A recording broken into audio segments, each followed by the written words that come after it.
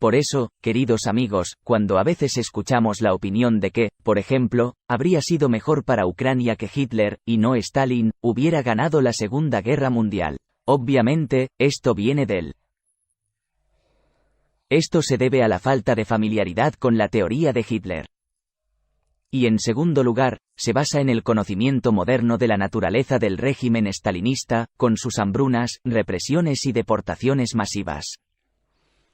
Hitler no contempló la posibilidad de que Ucrania se convirtiera en un Estado. Desde el principio, consideró su territorio como una zona de colonización alemana, con una población local privada de derechos. Por tanto, la tragedia de Ucrania en la Segunda Guerra Mundial fue que quedó atrapada entre dos regímenes totalitarios que no la consideraban un Estado independiente. Y su población y recursos económicos fueron utilizados en su propio interés, para lograr sus objetivos imperiales, causando enormes sacrificios a los ucranianos. ¿Cómo llegaron exactamente al poder los nacionalsocialistas? Aquí hay un matiz interesante. Hitler siguió siendo ciudadano austríaco hasta 1925. No obtuvo la nacionalidad alemana hasta 1932. El hecho es que en 1925, cuando fue liberado de la prisión de Landsberg, renunció manifiestamente a su ciudadanía austriaca, porque había una amenaza de deportación a Austria. Después de eso, no consiguió convertirse en ciudadano alemán hasta los 32 años, y entonces pudo presentarse a las elecciones presidenciales. Fue entonces, en 1932, cuando se celebraron las elecciones presidenciales, pero quedó en segundo lugar, perdiendo frente a Paul von Hindenburg.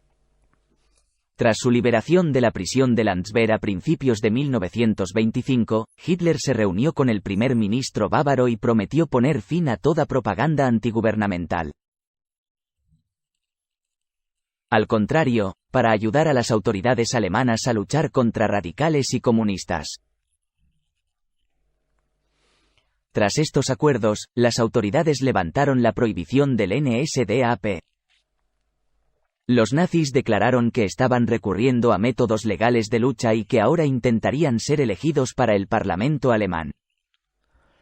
Al mismo tiempo, su programa y, en consecuencia, su líder, Adolf Hitler, permanecieron inalterados, lo que distinguió al partido nazi de otras fuerzas políticas de Alemania. Porque otros a veces se ahogaban literalmente en luchas internas. El número de nazis aumentó gradualmente. En 1923, eran 55.000, y en 1929, según diversas fuentes, de 130 a 178.000 personas. En aquella época se celebraban congresos regulares del NSDAP, comenzaron a crearse organizaciones juveniles opuestas a las comunistas.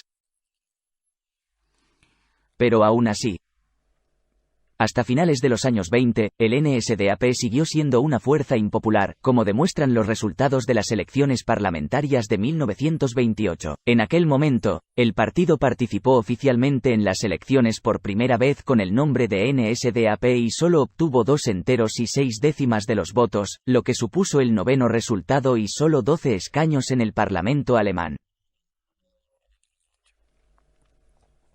Es probable que el NSDAP hubiera seguido siendo un partido localmente impopular de no haber sido por la crisis económica mundial que estalló en otoño de 1929. La crisis golpeó duramente a Alemania, principalmente porque estaba pagando reparaciones y dependía en gran medida de los préstamos extranjeros, que simplemente dejaron de emitirse durante la crisis. Como consecuencia, la producción industrial del país cayó un 40% en 3 años y 6 millones de alemanes se quedaron sin trabajo. Solo Estados Unidos ha perdido más puestos de trabajo, pero su población es 2 veces mayor que la de Alemania. Por cierto, la población de Estados Unidos es ahora 4 veces mayor que la de Alemania. Y con estos trágicos acontecimientos como telón de fondo, las críticas de Hitler al gobierno de turno ganaban cada vez más adeptos y la gente se sentía atraída por el programa social del NSDAP. Este programa prometía eliminar completamente el desempleo.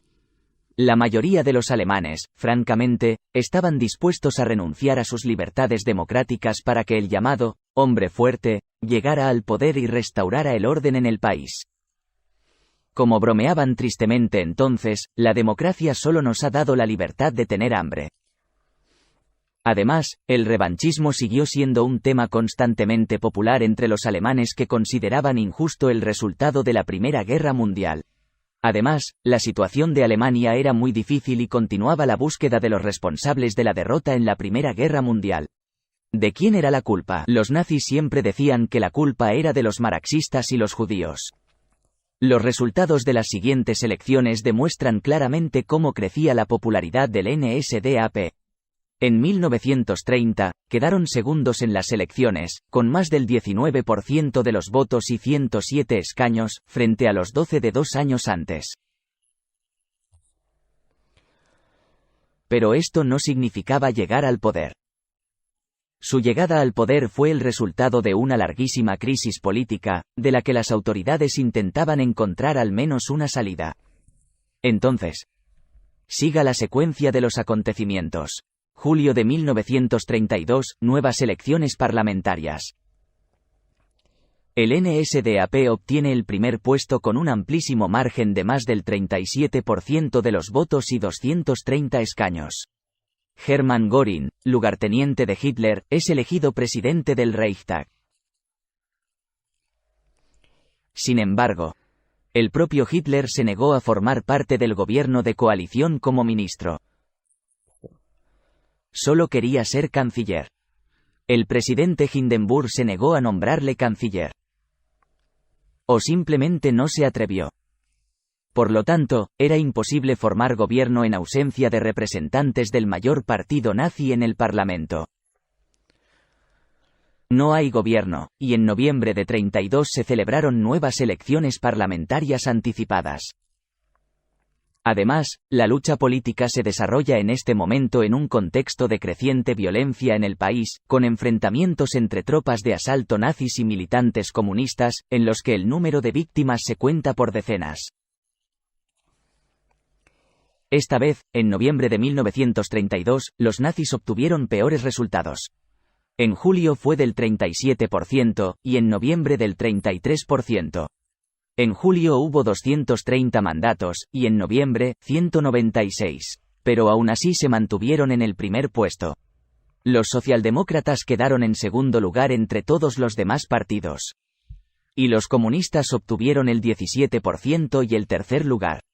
Es decir, nazis y comunistas alemanes, 33-17%, ganaron la mayoría en el Parlamento. Pero los partidos se negaron categóricamente a coaligarse entre sí, por supuesto, pero también se negaron categóricamente a coaligarse con otras fuerzas políticas. La crisis política se arrastra desde hace muchos meses. Y el presidente Hindenburg temía más la llegada al poder de los comunistas que de los nazis. Como mariscal de campo y aristócrata, naturalmente trataba al cabo Hitler con desprecio y cautela. Pero aún así lo consideraba la mejor opción. Hitler era una fuerza alemana más patriótica, más patriota. Además, en aquella época en Europa y en Alemania, Hitler era percibido en parte como una especie de mala copia de Mussolini. Y Mussolini, como ya sabemos, consiguió más o menos sacar a Italia de una larga crisis política y económica durante los años 20. Ante esta prolongada crisis política, la Constitución de la República de Weimar concede a Hindenburg poderes extraordinarios. En particular, el derecho a nombrar un canciller incluso sin el apoyo de la mayoría del Parlamento. Y tras una reunión personal el 30 de enero de 1933, Hindenburg nombró a Hitler canciller. Este primer gabinete de Hitler se denominó Gobierno de Salvación Nacional, y fue una coalición en la que los nazis solo obtuvieron 3 escaños. Además de Hitler, Wilhelm Frick se convirtió en ministro del Interior.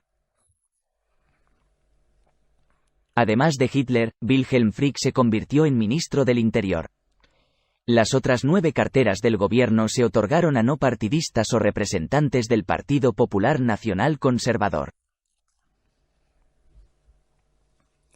Solo entonces los representantes de las grandes empresas empezaron a financiar activamente a los nazis.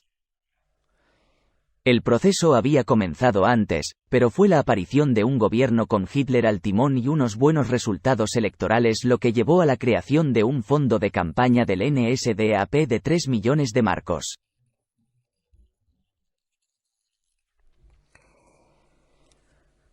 Hitler consiguió nuevas elecciones parlamentarias anticipadas, previstas para el 5 de marzo.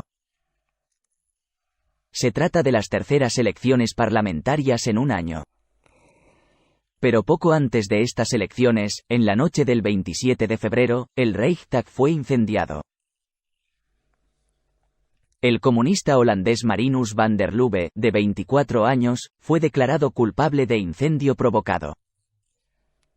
Este acontecimiento es bien conocido, pero aún se desconocen todos sus detalles. Existen dos versiones principales. La primera versión es que los propios nazis prendieron fuego al Reichstag. Y Marinus van der Lubbe fue simplemente el chivo expiatorio. Y la segunda versión, y esta es la más popular ahora, es que van der Lubbe prendió fuego al Reichstag él mismo. Y la segunda versión, y esta es la más popular ahora, es que van der Lubbe prendió fuego al Reichstag él mismo. El propio van der Lubbe fue detenido. El propio van der Lubbe fue detenido.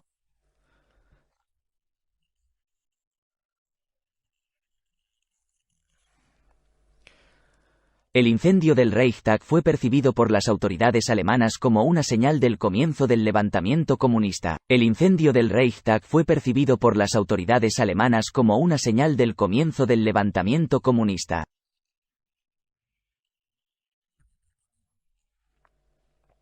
Y según el decreto, se abolieron en el país las libertades de expresión, prensa, reunión y manifestación, y se permitió revisar la correspondencia y escuchar las conversaciones telefónicas.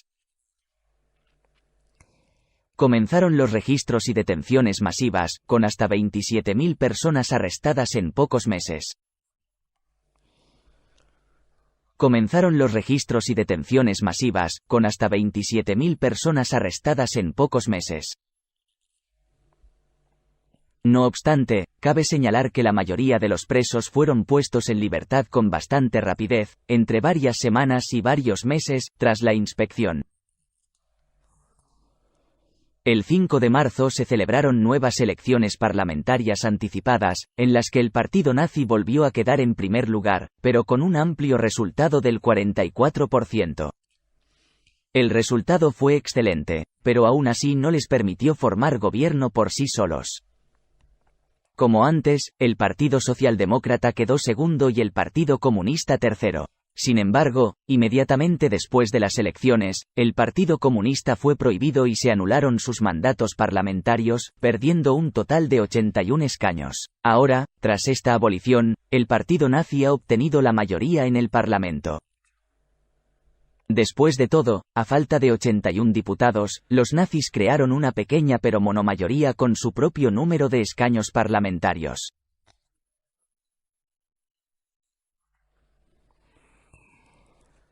El 24 de marzo de 1933, el nuevo Parlamento aprobó la ley sobre la superación de la difícil situación del pueblo y del Estado. Esta ley otorgaba al gobierno el derecho a aprobar leyes sin pasar por el Parlamento. Incluso los que no cumplían la Constitución de la República de Weimar. Como resultado, el Poder Ejecutivo adquirió poderes legislativos, y el Parlamento se convirtió de hecho en un órgano decorativo que imitaba a la democracia. Además, se dio plena libertad al gobierno para firmar cualquier acuerdo internacional. Estos poderes de emergencia se concedieron al gobierno durante 4 años, pero luego se prorrogaron hasta la caída del régimen nazi en 1945. Finalmente, el 14 de julio de 1933 se aprobó la Ley de Prohibición de Creación de Nuevos Partidos, que se llamaba así, pero en realidad.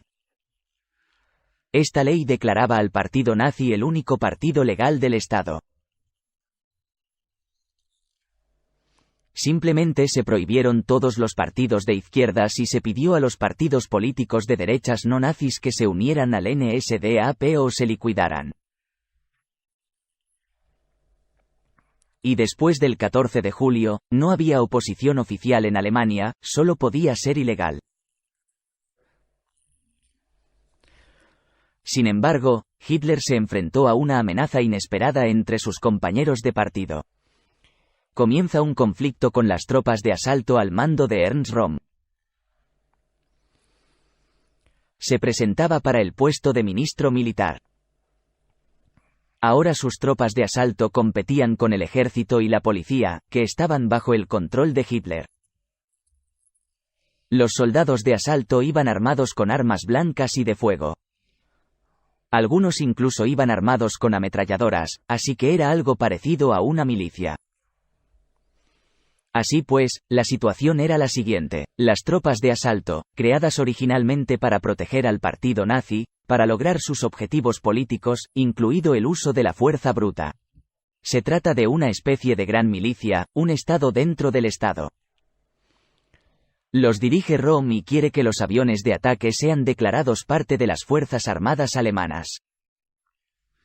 Y entonces podría dirigir estas fuerzas armadas, pero Hitler comprendió las consecuencias de tales acciones. En este caso, Röhm tendría en sus manos un enorme aparato de poder y entonces podría simplemente eliminar a Hitler. Por ello, decide ser proactivo y acusar a Röhm de preparar un golpe de Estado.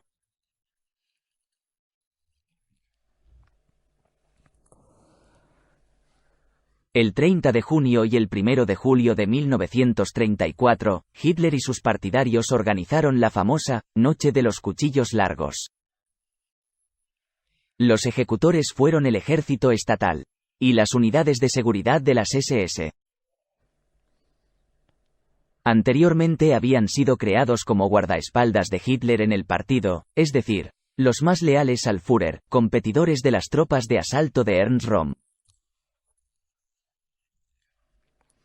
Durante la Noche de los Cuchillos Largos, según cifras oficiales, murieron poco más de 80 personas, pero según investigadores contemporáneos, 150 y 200, entre ellas figuras destacadas de las tropas de asalto, incluido el propio Ernst Röhm. Pero en el curso de la misma cayeron víctimas no solo los líderes de las tropas de asalto, sino también políticos de la República de Weimar que no tenían nada que ver en absoluto, sino que criticaban a Hitler. O simplemente aquellos que se han entrometido con él en el pasado, como Gregor Strasser. Gregor Strasser era miembro del partido nazi, pero Hitler y él se separaron. Lo que ocurrió en la Noche de los Cuchillos Largos se explicó al pueblo como medida de precaución contra el inevitable golpe de las tropas de asalto. El resultado fue un extraordinario aumento del poder de Hitler. Debilitamiento de las unidades de asalto, su papel se redujo principalmente a funciones de propaganda. Por el contrario, el fortalecimiento del papel de las SS, las fuerzas de seguridad del partido nazi y la Gestapo, la policía estatal secreta Geheime Staatspolizei. Muy poco después se produjo un acontecimiento que completó la formación de la dictadura nazi. En la mañana del 2 de agosto de 1934 murió Paul von Hindenburg, que tenía 86 años. Esta es una foto de su funeral. Inmediatamente después de su muerte, se abolió el cargo de presidente alemán. Y Hitler asumió los poderes de Führer y canciller del Reich, es decir, jefe de Estado y jefe de gobierno. Además, el cargo y los poderes del comandante en jefe de las Fuerzas Armadas. Anteriormente, el presidente tenía estos poderes. Para legitimar esta decisión, el 19 de agosto de 1934 se celebró un referéndum en el que casi el 90% de los participantes apoyaron esta innovación. Este fue el segundo referéndum nazi, ya que el primero tuvo lugar en noviembre de 1933, y el 95% votó a favor de la retirada de Alemania de la Sociedad de Naciones. Hablamos de esta práctica política, a la que los nazis recurrieron varias veces durante su gobierno, en el número de pseudo-referendos, donde comparamos las acciones de Hitler con las de Putin en los territorios temporalmente ocupados. Así, en agosto de 1934, la dictadura nazi se estableció definitivamente en Alemania. Pero cabe señalar que, a pesar de las similitudes ideológicas entre el nazismo de Hitler y el fascismo italiano, existían diferencias muy serias entre ellos. Subrayó el historiador y periodista alemán Sebastian Hafner. En las filas de los dictadores del siglo XX, Hitler se sitúa en algún lugar entre Mussolini y Stalin, más cerca de Stalin si se mira más de cerca que de Mussolini. No hay nada más erróneo que llamar fascista a Hitler. El fascismo es el gobierno de las clases altas de la sociedad basado en un entusiasmo de masas creado artificialmente. Hitler era un populista que se apoyaba en las masas, no en las élites. En cierto sentido, era un tribuno del pueblo que buscaba el poder absoluto. Su medio de poder más importante era la demagogia, y su instrumento de poder no era una jerarquía diferenciada, sino una maraña caótica de organizaciones de masas descoordinadas que solo se mantenían unidas por su personalidad a la cabeza. Todos estos movimientos eran más de izquierdas que de derechas. Así, en el verano de 1934, Hitler alcanzó la plenitud del poder y la cima de su éxito político interno. Para él, había llegado el momento de una transformación a gran escala del país en un Estado nazi, de acuerdo con su programa, y, por supuesto, de una transición hacia cambios en la política exterior, principalmente hacia la destrucción del sistema de relaciones internacionales de Versalles.